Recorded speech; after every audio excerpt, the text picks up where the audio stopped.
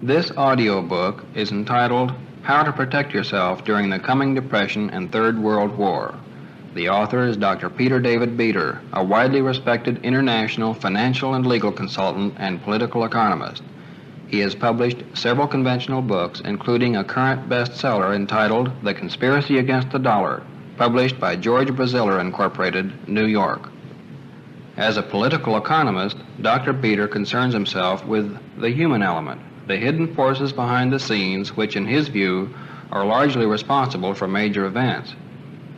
Based on information from confidential sources, Dr. BETER has made correct public predictions months in advance of such events as the resignations of Vice President Spiro Agnew and President Richard Nixon, as well as the vice presidential nomination of Nelson Rockefeller. Recently, he became famous as the man whose charges, publicly as well as in congressional testimony, led to an unprecedented gold inspection visit to Fort Knox by congressmen and newsmen on September 23, 1974. Dr. BETER's professional background includes the practice of general law in Washington, D.C. from 1951 to 1961. During that time, he won all except the first of the more than 1,000 cases he handled. From 1958 to 1961, he was also General Counsel to the American Gold Association. In 1961, President Kennedy appointed him counsel to the United States Export-Import Bank, where he served until 1967. In 1968, Dr. BETER accepted the position of the major developer of international business for the Republic of Zaire, formerly the Belgian Congo. He is a member of the Bankers Club of America, the Judicature Society, and the Royal Commonwealth Society of London. He is also listed in the current editions of Who's Who in the East, the Blue Book of London, and the 2000 Men of Achievement, London. In addition to his other activities, Dr. BETER is now chairman of the recently formed American Patriots Committee. In this capacity, he is trying to actively combat the forces which, in his view, are destroying America. Dr. BETER welcomes inquiries in that connection and can be contacted at the American Patriots Committee, 1629K, the letter K Street, Northwest, Washington, D.C., 20006. Part 1. The Ruling American Dynasty. My friends, there is in America a group of wealthy, very powerful people whose actions behind the scenes determine America's destiny. This group is largely dependent upon and controlled by an incredibly powerful family empire, which began over 100 years ago and which has grown steadily ever since. Plans and projects of this family empire are handed down and carried on from one generation to the next, making it a true dynasty. It is this dynasty, regardless of whom we elect, that now rules America. You may already know who I mean by this ruling dynasty. I have identified them in my book, The Conspiracy Against the Dollar, and also in numerous radio and television talk shows all over America.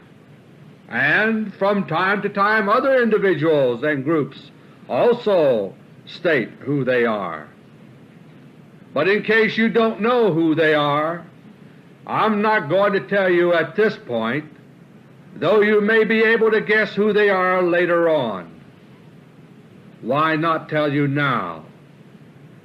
Because if you were born any time in the 20th century, you have been the victim of a steadily building, powerful, yet subtle public relations campaign all your life to give the dynastic family a spotless, philanthropic image, and especially an image that gives no hint of their awesome wealth and naked power. It is crucial that you grasp the situation you are confronted with so that you can protect yourself. and if I give you the dynasty's name at the outset, you may be blinded to the true facts, perhaps saying, "Who? Them? It can't be. Everyone knows what fine people they are." Indeed, this was my own reaction years ago when, in the course of my international consulting activities, I was first alerted to the disastrous plans the dynasty had for America. And it was only the weight of more evidence than I have time to relate here that convinced me of the dynasty's true nature.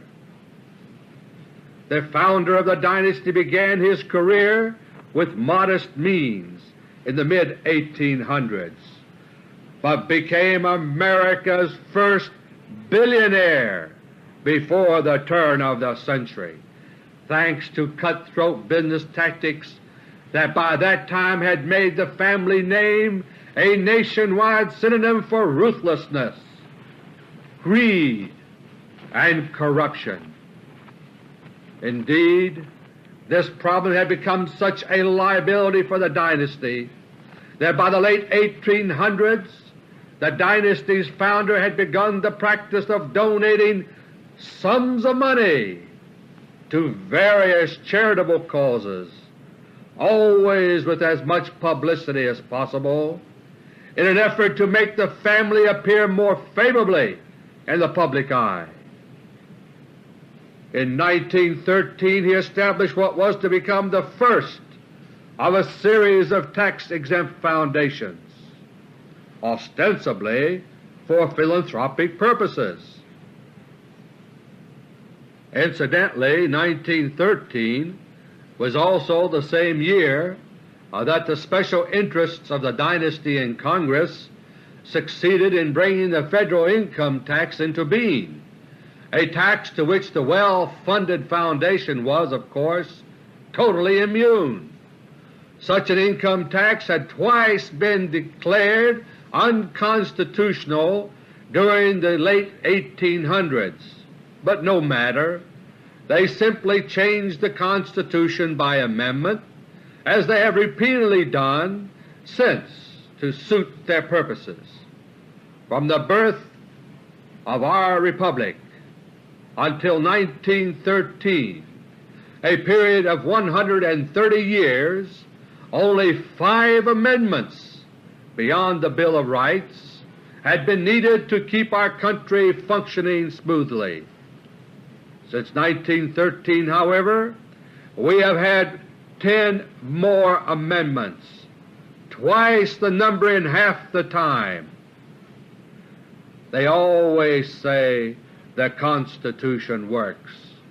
Of course it does, for them. Moreover, to capitalize on this deteriorating situation which they themselves have brought about, they now have a surprise ready to spring upon the American people as soon as it suits their purposes. A constitutional convention in which our Constitution can be scrapped completely and a new one written that suits the dynasty. Quietly and probably unnoticed by you, the authority for the President to call such a convention has now been ratified by the required number of States under dynastic pressure, and now sits as a time bomb ready to explode what is left of our tattered free republic. If you don't believe this, just go to your library and do some newspaper research for the late 1960s and early 1970s. Returning to 1913, that was also the year that the dynasty perpetrated one of their biggest swindles in getting Congress to ignore warnings of our Founding Fathers and create the private central banking system known as the Federal Reserve System. The dynasty-controlled Federal Reserve is up to its eyeballs in responsibility for the cancerous conditions which are eating at the vitals of our economy, and I will comment further on that later. The income tax and Federal Reserve matters were bad enough, but the United States Congress in 1913 was vastly more concerned about the dangers to America of the dynasty's supposedly philanthropic foundation. Indeed, so afraid and suspicious was the Congress that the dynasty, flexing all the muscles it had at that time, failed utterly for 4 years in a row to obtain a United States charter for the foundation. So complete was Congressional opposition that the dynasty finally gave up. They settled for a state charter when the foundation was established in 1913. Benefiting from 60 years of suave public relations, the foundation today wears the philanthropic halo in the public eye that the dynasty wanted it to have, contributing to the dynasty's public-spirited image. In actuality, however, the foundation has proven the fears of Congress to have been fully justified. After some initial projects that were designed to allay public fears, the foundation turned its efforts ever more fully in subversive directions, undermining in every possible way the natural resistance of Americans to their gradual conquest by the dynasty. In addition, the foundation has proven an ideal tool for interlocking the activities of their controlled corporations, both through foundation ownership of shares in the corporations and through service of corporate officers as directors of the foundation. The wealth of the dynasty has grown by leaps and bounds, and today their original foundation is only one of many that they control, all of which are used in the same way. They control over 300 of the world's largest multinational corporations, using hundreds of nominees and other devices to conceal the bulk of their economic might. For example, they control all the world's largest oil companies, and the trust-busting era, as you know, was only a temporary setback. Based on reliable estimates of just the visible wealth of the dynasty, published in 1921 and 1938, it is possible to arrive at an estimate of the dynasty's net worth today in 1974.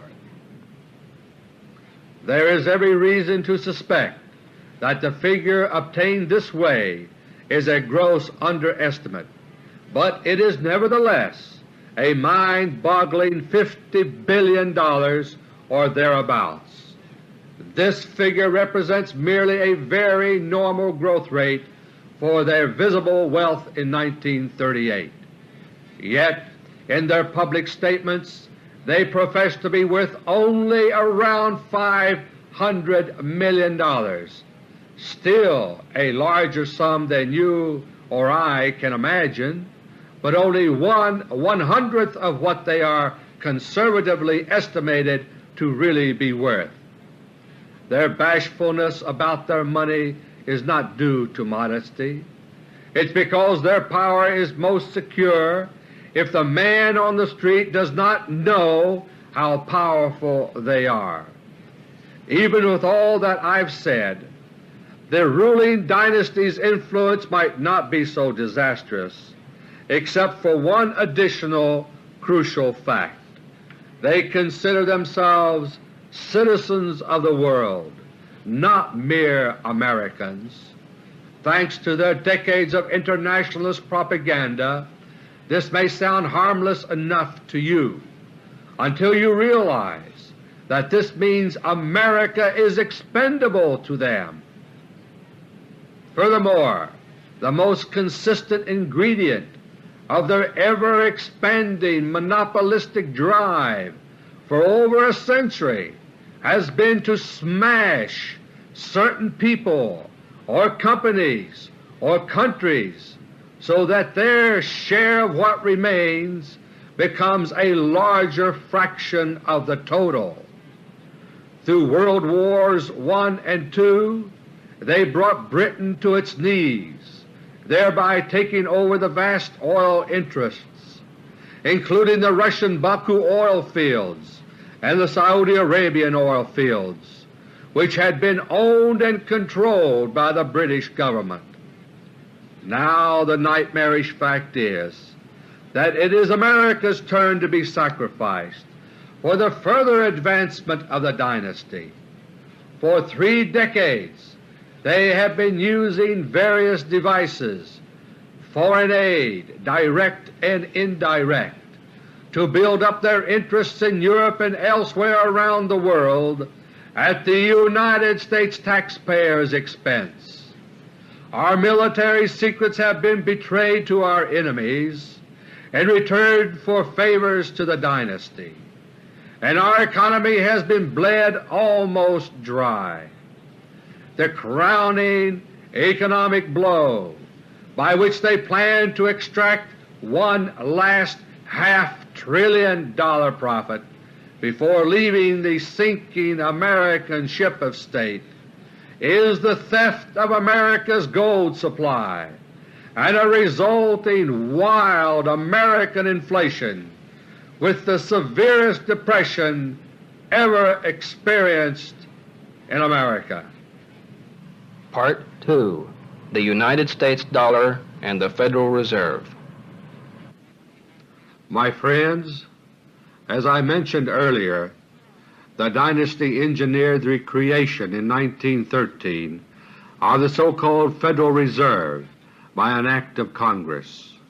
The Federal Reserve's name exemplifies a favorite trick of the dynasty, which is the deliberate misnaming of activities and organizations in order to mislead the public as to their true nature.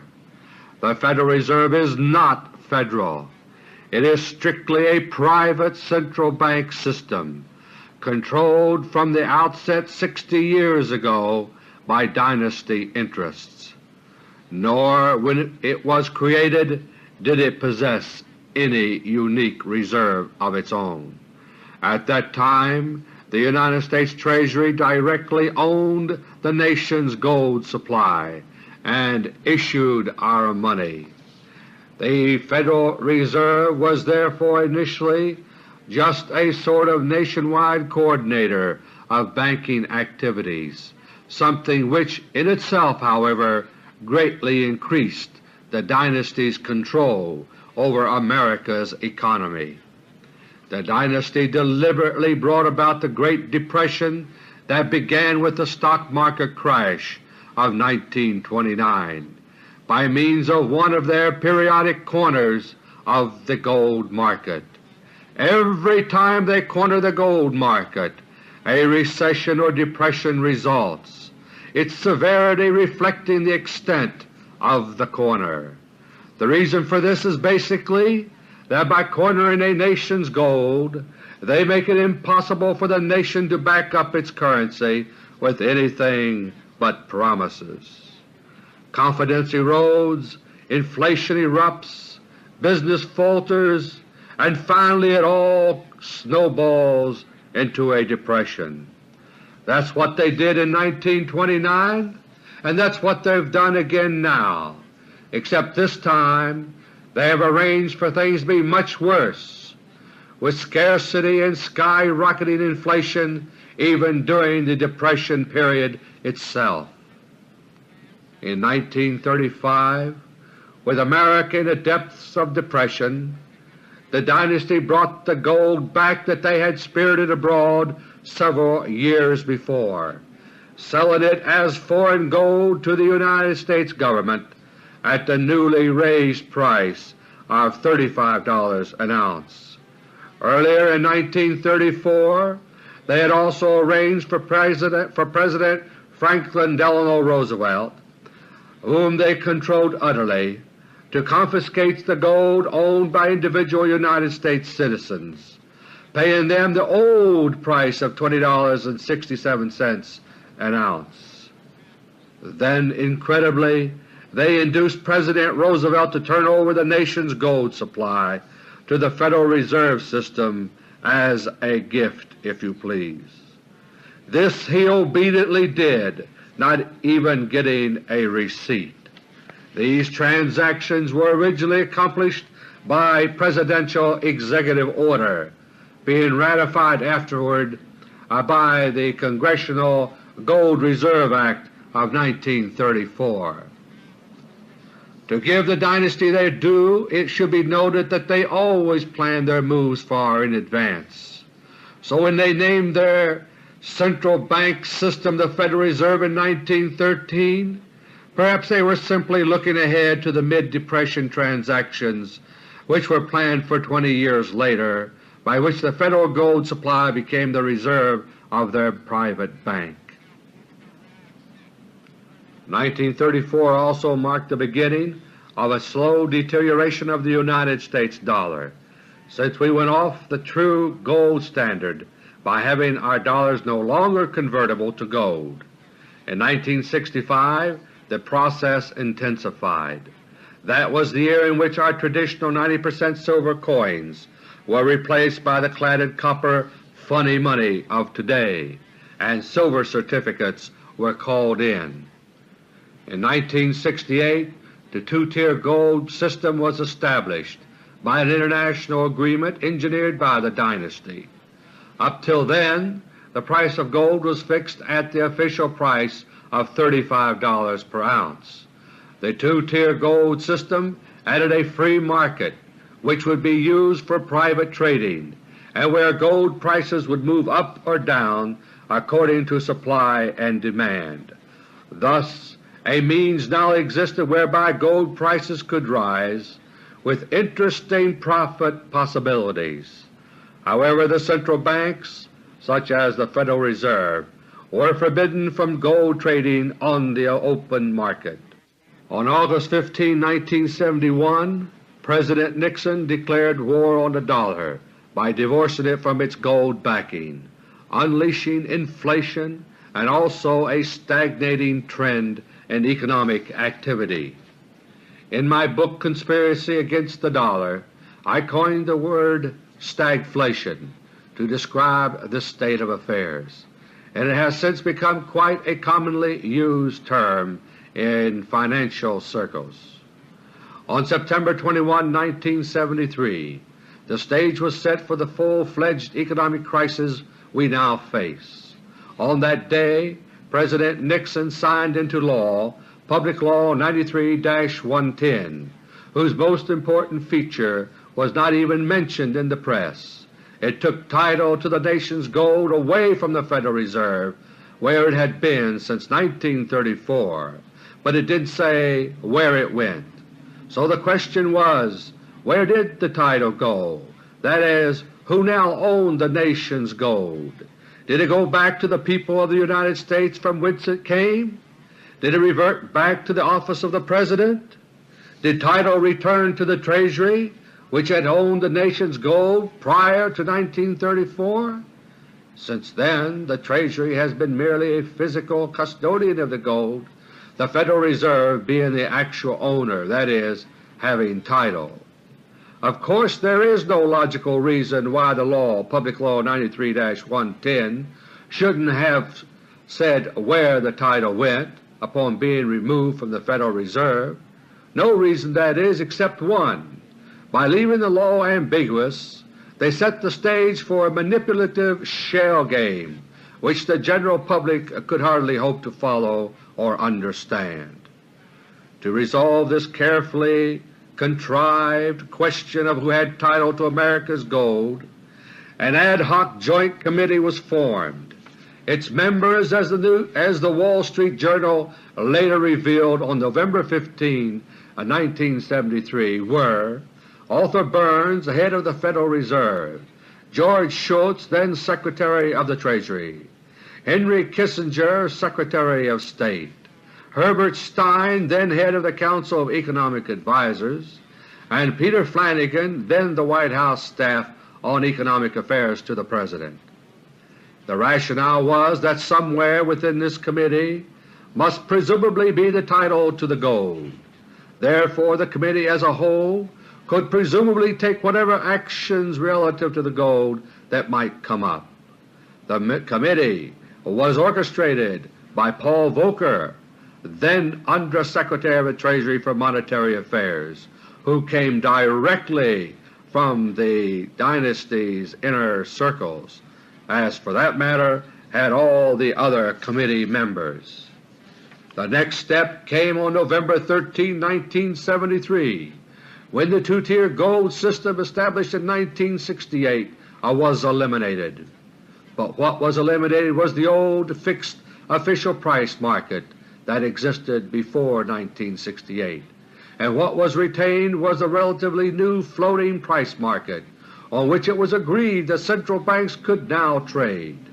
Thus the world's currencies ceased to have any fixed relationship to one another, and the world was plunged back into the floating currency anarchy of the 1930s.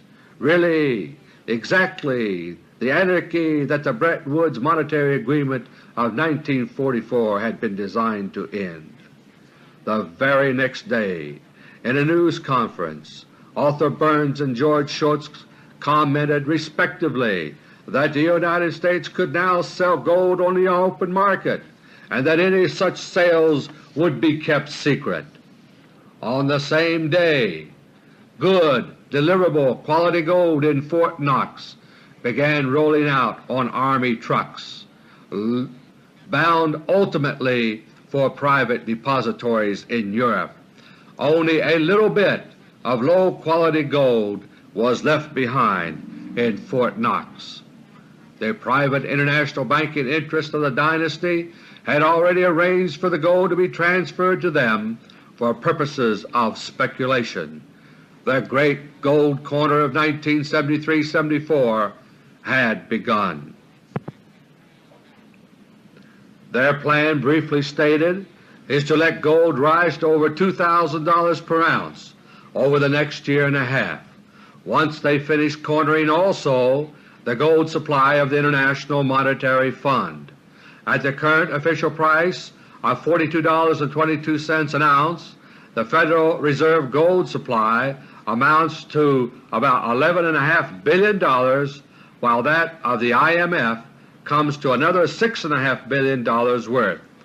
When the price is officially repaid at the new high level, the dynasty presently intends to dump the gold back on the United States government for a tidy windfall profit of over $1/2 trillion, that is $500 billion on the Federal Reserve gold alone.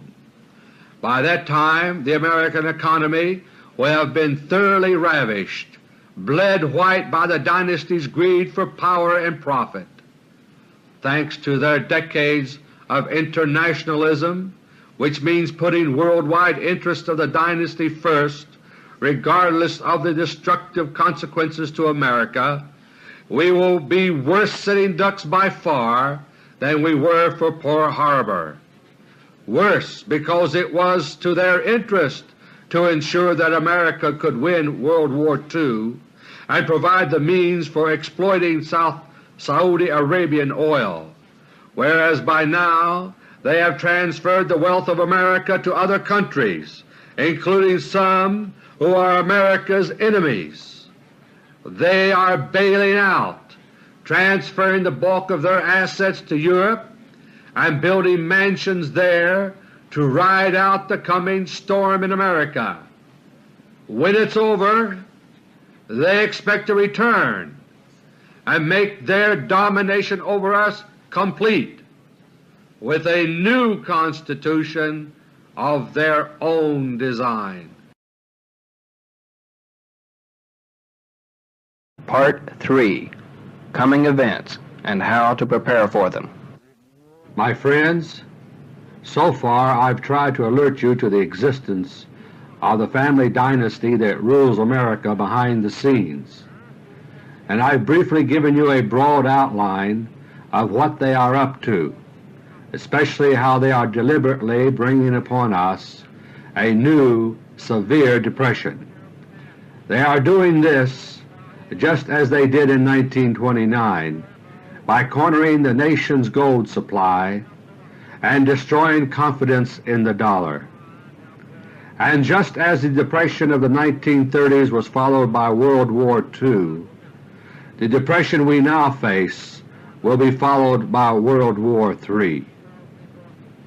Having given you this essential background, now I want to get more specific about what to expect and when, and I want to suggest some of the things you can do to protect yourself.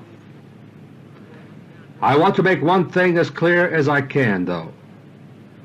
What I am about to do is simply to reveal information I've obtained from my confidential sources here and abroad, including those within the dynasty's empire.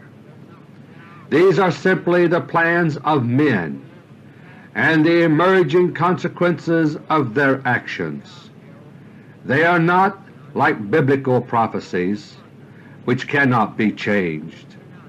It is therefore my fervent personal hope and prayer that America will wake up before our free republic is utterly destroyed as we know it. I personally believe that even at this late hour, and the hour is now very late, if we as a people will turn away from the idiot tube and turn back to God, our beloved country can still be saved. It will be a trial by fire, but I believe it can still be done. The recording you are listening to was made on October 11, 1974. Before projecting into the future, I want to comment on one very relevant recent development, namely the visit which a delegation of congressmen and newsmen made to Fort Knox to inspect the alleged gold there on September 23, 1974. This trip was completely unprecedented and was an historic first, except for one brief spur-of-the-moment visit by President Franklin D. Roosevelt in 1943. No one except for Federal Reserve and United States Treasury officials had ever been admitted to Fort Knox for such a purpose. This visit was arranged by the government specifically in an attempt to answer my charges that the nation's gold, all or most of it, had been transferred to special international banking interests and physically removed. I had made these charges not only on radio programs, in interviews, and in lectures, but also in Congressional testimony before the Subcommittee on International Trade of the House Committee on Banking and Currency. It is a curious fact that, while the Fort Knox visit was supposed to answer my charges, I was not invited to come along. It was merely a junket full of congressmen and newspaper people having no expertise in gold. They were the only ones invited. Even so, their charade to fool the American people failed. A public expose of what happened at Fort Knox is now brewing, and the worldwide financial community that deals in gold already knows now that my charges were correct. America's gold supply has in effect been stolen, and the dollar is no longer backed up by anything at all.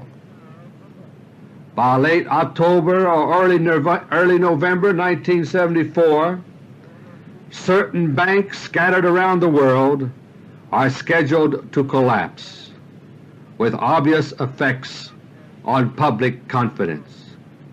By early 1975, Europe will probably contained its inflation by backing its currencies once again with gold. The opposite will happen in the United States, though. After all, we don't even have any gold to back the dollar with now.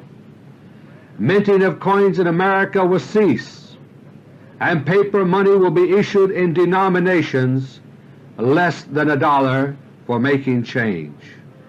And the so-called red-back dollars, which have been mentioned by Treasury Secretary William Simon as a nifty idea for several months, will soon appear. On January 1, 1975, as the law now stands, American citizens will once again be allowed to own gold, for the first time since President Roosevelt confiscated it 40 years ago. In fact, under present law, President Ford has the option of granting this right of gold ownership to American citizens even earlier by sending his OK to Congress, but this probably won't happen. Indeed, even the January 1 date may be undone by legislation which is now being worked on in the United States Treasury Department.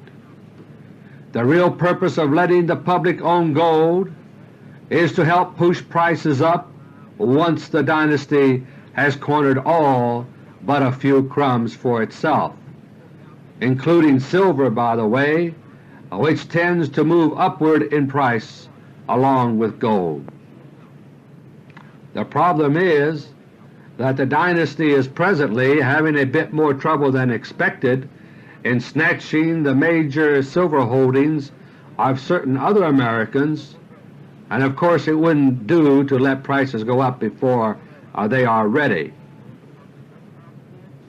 Sometime early in 1975, possibly earlier, watch for the critical gold zoom signal. By this I mean an open market gold price which stays over $180 an ounce for several weeks.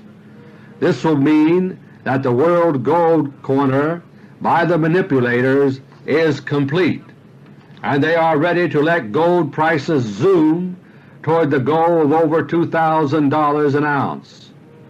This will signal the start of the worst of the inflation, unparalleled in the 20th century, to last about a year and a half. This will wipe out many people's earnings and life savings, and is what you must protect yourself against. The first quarter of 1975 will also see the beginnings of near mass starvation in America, as deepening unemployment and skyrocketing prices are made worse by cruel food shortages.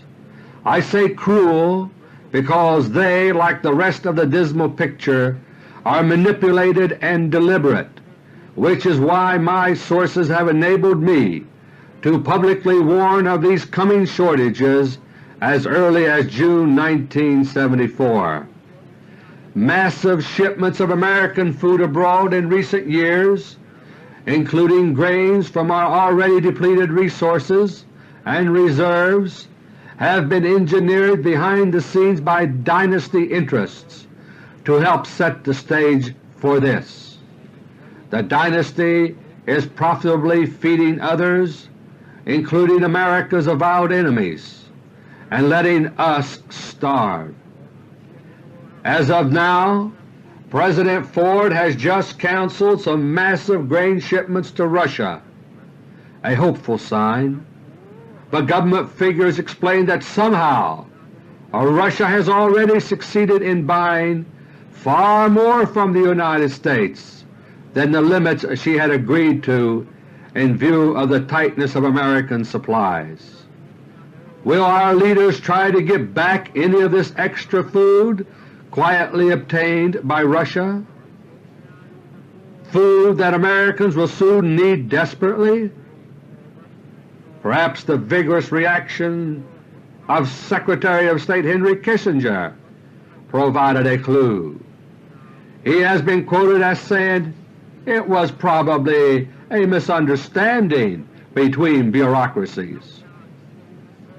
By mid-1975, according to statements made in the summer of 1974, America will be in the midst of political and economic chaos, perhaps better described as panic.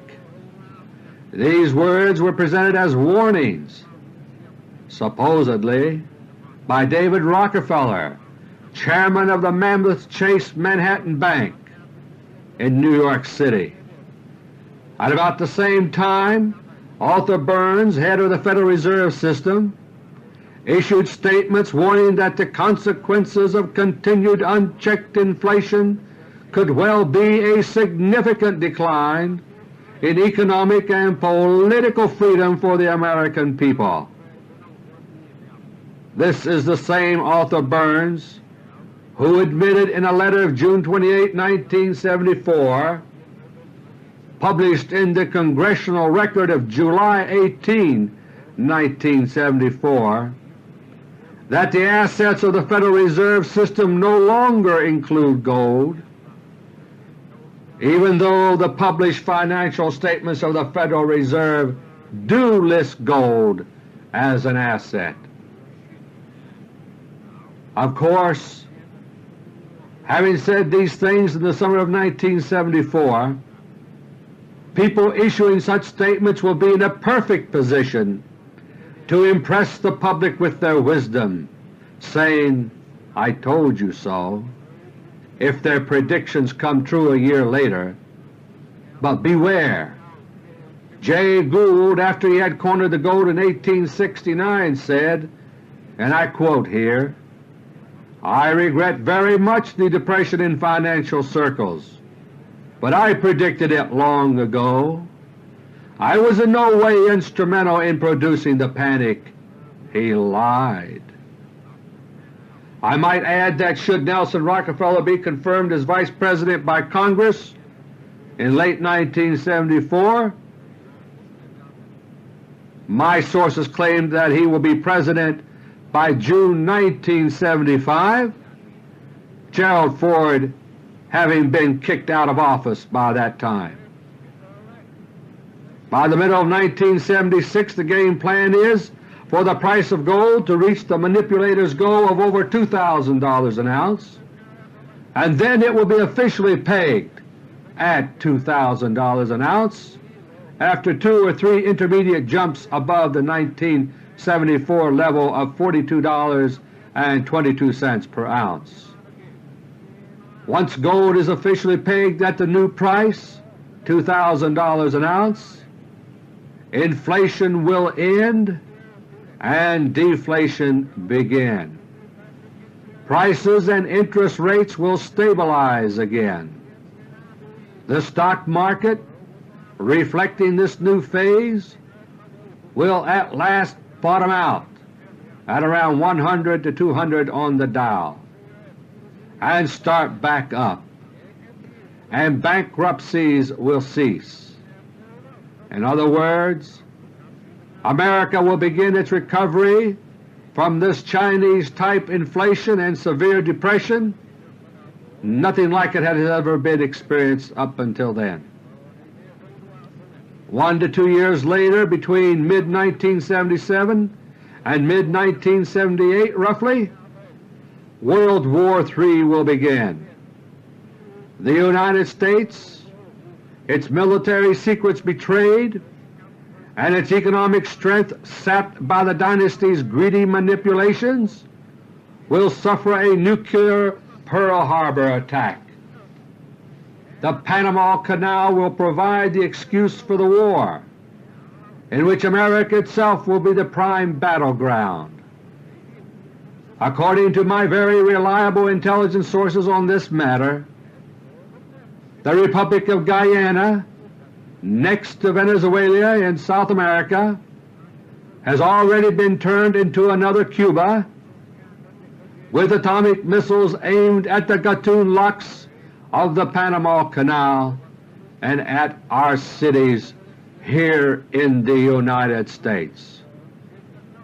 Of course, our government which dances to the tune called by the dynasty, refuses even to investigate seriously my charges on this score. The war will not be of the science fiction 2-hour variety. It will last for some 13 months, and it will kill over half of America's people. The reduced and destitute population of America will, if all proceeds according to the dynasty's plan, be easy for them to then dominate completely. And if they can then engineer rebuilding their assets in America with foreign taxpayers' money, as they rebuilt their European interests with American money after World War II, their power will ultimately rise to a new, higher plateau. Conquest of the world will then be within sight. My friends, the events I have outlined, based on the dynasty's plans, are hardly a source of cheer, but at least having some idea of what to expect and when, you can start preparing. And, my friends, I would waste no time in doing so. As I see it, there are 3 basic areas to take care of in your preparations. In order of priority they are: 1. Necessities, 2. Liquid assets, and 3. Savings and financial reserves.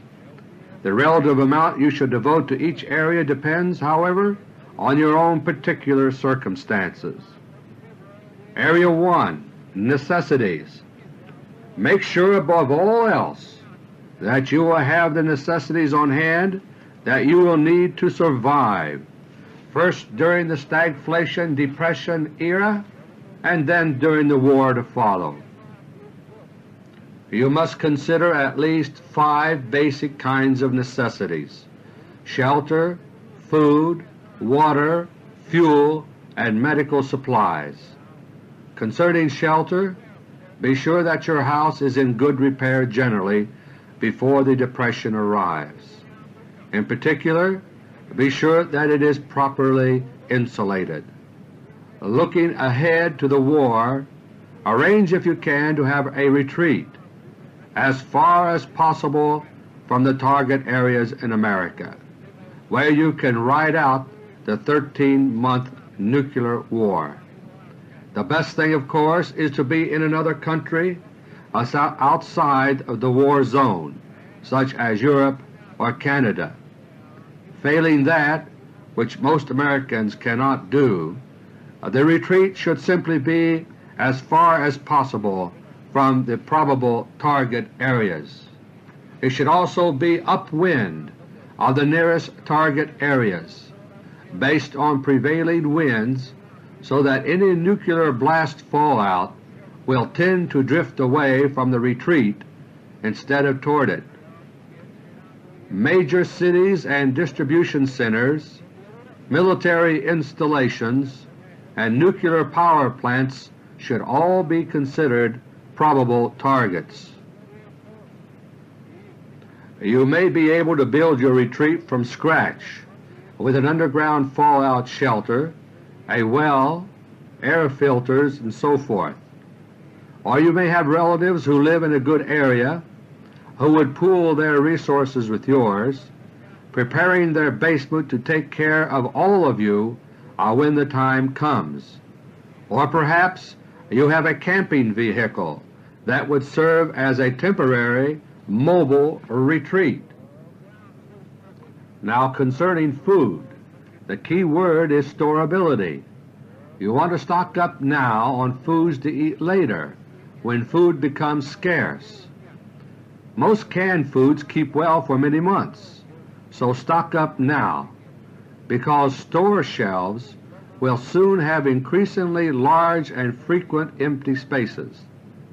For longer-term storage, periods of 5 to 10 years and more, dehydrated and freeze-dried foods are available from certain specialty stores which are specially packaged in large cans.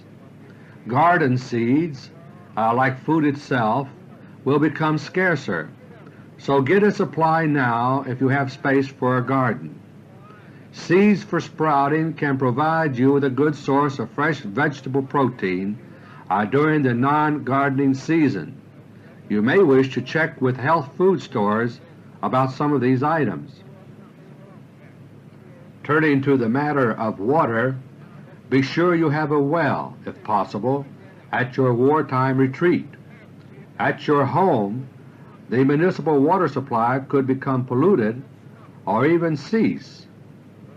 At some point during the severe economic breakdown due to the Chinese-type inflation depression. The easiest thing to do here is probably to revive the old rain barrel as a backup source of water. That is, collect the rainwater that runs off your roof in a barrel. Any time you suspect there are germs in your water, boil the water. Then, I'm told, you can add up to 8 drops of liquid chlorine bleach, such as Clorox, per gallon of water to kill the germs. Next comes fuel. America now depends heavily on insecure sources such as Saudi Arabia for oil, from which we obtain gasoline, fuel oil, diesel fuel, and much of our electric power. Our oil source can be distorted or disrupted at any time by a cold strike, a Mideast war, or another Arab oil embargo, which, by the way, could result from Arab unwillingness to sell its oil for worthless American dollars. Thus you should reduce your vulnerability to interruption of the oil supply. If you can store them safely, build reserves of any fuels that are critical for you. If you have a furnace that uses fuel oil or natural gas, its blowers and controls are probably electric, so you should try to arrange safe standby means of operating in the event of power failure. If you have a fireplace, make sure that it is in a safe working order. In an emergency, it can provide heat and it can be used for makeshift cooking. Lastly, don't forget about needed medical supplies. Be sure to have adequate supplies on hand of any special medications that are needed on a continuing or recurring basis, and have a good stock of assorted first aid supplies. Area 2, liquid assets, that is, cash on hand or readily available. Stay as liquid as you can. Don't tie up your funds in investments or property that you can't get your money back out of easily. Important: collect all coins now in circulation, whether cladded copper or otherwise. Any coinage is worth more than paper, and you'll be able to buy more with your coins during the Depression than with the redbacks and paper change that will be issued by early 1975. Keep your cash in a safe place, such as a safe deposit box or in private depositories. If you insist on depositing part of your funds in banks, do it in short-term certificates of deposit with interest rates that rise with inflation. Make these certificates of deposit as short-term as you possibly can. If you wish to obtain a mortgage, a bank loan, a loan on your life insurance, or other long-term loans at fixed interest rates, that's quite all right. Those are good ways to make cash available to you that is otherwise tied up. But if you do this, be sure to maintain an adequate cash reserve fund to cover your loan commitments just in case the hidden rulers should decide to change the rules in the middle of their game plan. Area 3, savings and financial reserves. You want these assets left over after taking care of necessities and adequate ready cash to rise with inflation, so that you will not be wiped out by the time the stagflation era ends. Here is a checklist of do's and don'ts with your savings during this period. Silver coins, gold coin collections, silver bars of any size. These are good long-term investments, since their value will increase to keep pace with inflation. They can be insured and may even be acceptable as loan collateral. Be sure to store them safely in bank or private depositories under correct or assumed names. One cautionary note here: the hidden rulers may seek to nationalize our gold and silver, just as they did with our gold in 1934. So pay cash and don't give your name to the seller. If you can store your gold and silver outside the United States, so much the better, since it won't be nationalized there and you are more certain of getting your money out of it. Foreign currencies. European currencies will soon be backed by gold again and will be strong. But be careful of these unless you plan to travel abroad or use Europe for a retreat in World War III, since currency controls may be reimposed. Fire insurance. Increase your protection to keep up with inflation. Storable food and other basic commodities. Consider investing in these for barter or sale. Commodities that you would be able to use or work with are the safest here. Real estate. In view of the pending war, it is probably wisest in general to avoid buying real estate other than your own home and remote property for your retreat. Pensions and annuities, like other fixed incomes, will gradually lose their value. Stocks are in general not safe during this period, except for certain gold stocks, since the September visit to Fort Knox showed the world that the United States no longer has gold with which to depress gold market prices. Bonds are no good, even safe government bonds, because their interest and capital are payable in steadily deteriorating dollars.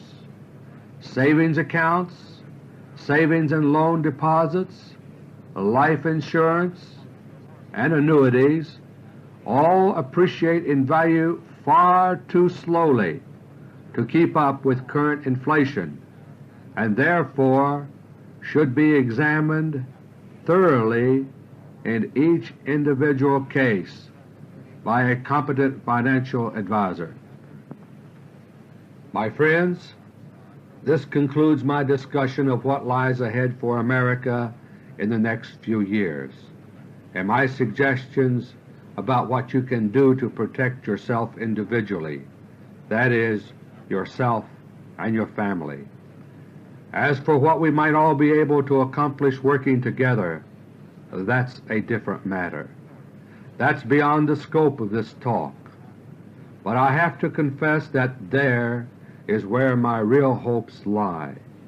For only when America is once again made safe and free for all of us will it truly be safe and free for any of us. Thank you, and God bless each and every one of you.